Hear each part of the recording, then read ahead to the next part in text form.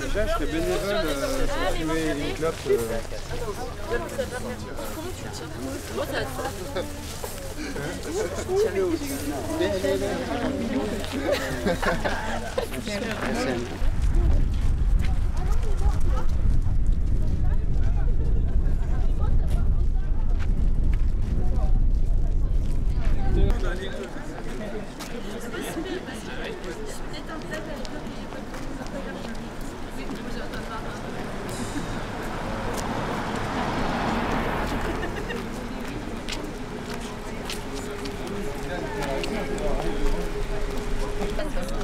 Avant qu'on entre dans le sentier, dans le fond, je ferais juste un petit briefing du pourquoi le sentier.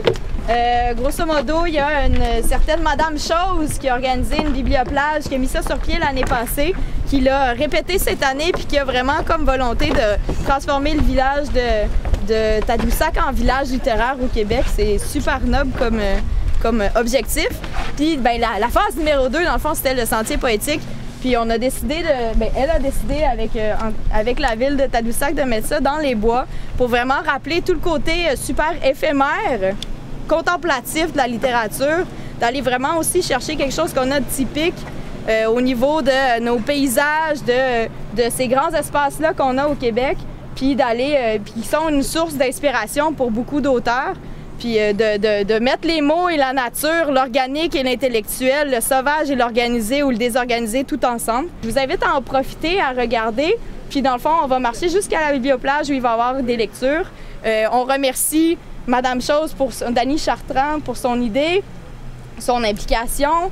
Les personnes qui ont travaillé, on est 4 étudiants de maîtrise à l'UQAM en littérature qui avons travaillé, Marc-André Boisvert, Léonie Marion Jetten, Catherine Alexandre Briand et moi-même Camille Proux.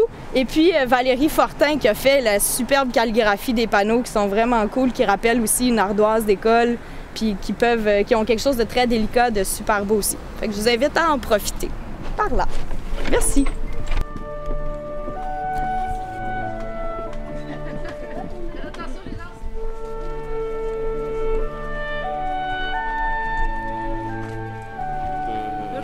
Ça se régule. Ah ouais, c'est ça. Si je fais, c'est que...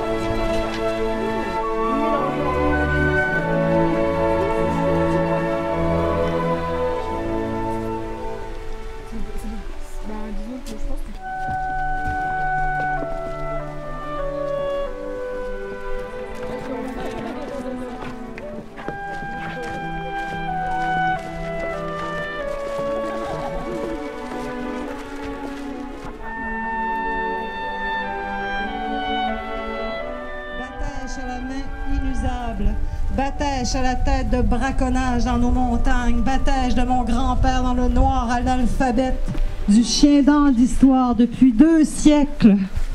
Et me voici, sortant des craques, des fentes, des soupiraux, ma face de suaire quitte ses traits inertes. Je me dresse dans l'appel d'une mémoire osseuse. J'ai mal à la mémoire car je n'ai pas de mémoire dans la pâleur de vivre et la moire des neiges. Je radote à l'envers, je chambranle dans les portes, j'ai fait peur avec ma voix, les moignons de ma voix. Dame Canuc de pie-soupe, Sainte Bénite de Batèche, Sainte Bénite de Vimaganée de Batèche, belle Grégousse de vieille Régine de Batèche. Je vous réponds non. Je vous réponds, je recommence. Je vous garoche mes volées de copeaux de haine, de désir homicide, je vous magane, je vous use, je vous rends fou, je vous fais honte. Vous ne m'aurez pas, vous devrez m'abattre. Avec ma tête de toxon, de nœud de bois, de souche, ma tête de semaille nouvelle, j'ai endurance, j'ai couenne et peau de babiche. Mon grand sexe claque. Je me désinvestis de vous. Je vous échappe. Les sommeils bougent. Ma poitrine résonne. J'ai retrouvé l'avenir. Bienvenue à la Biblioplage nocturne.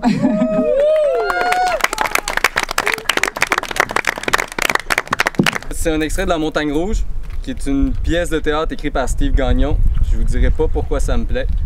Puis, je préfère laisser les mots parler. Ça ressemble à ça. Je commence tout de suite.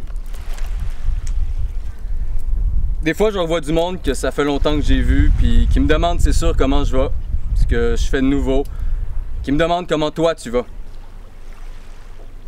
J'ai pas encore commencé à dire aux gens que t'étais morte. Je reviens ici, sur notre montagne, la rouge, celle d'amour, celle de sang. Je reviens ici 1 an après toi, mais je sais pas tellement pourquoi. Pour essayer quelque chose, pour t'entendre. Mais parler tout seul comme un Christ de con, on dirait. Oh, une crise de dinde plus de tête. Pour crier, c'est ça.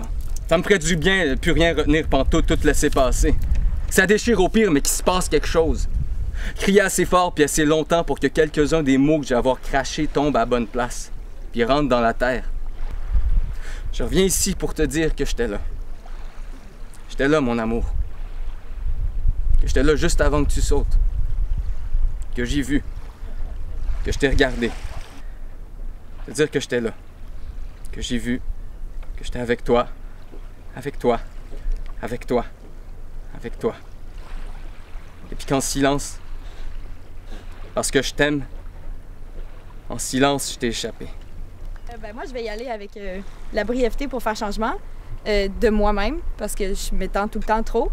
Puis, donc, c'est ça. Puis, je le sais pas par cœur, alors que c'est 6 vers. J'ai vraiment une mémoire de merde. Fait que voici. Vous l'avez peut-être vu.